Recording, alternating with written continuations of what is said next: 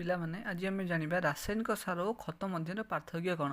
ଚାଲ ପ୍ରଥମ ପଏଣ୍ଟ ରାସାୟନିକ ସାରରେ କହୁଛି ରାସାୟନିକ ସାର ଏକ ଅଜୈବିକ ଲବଣ।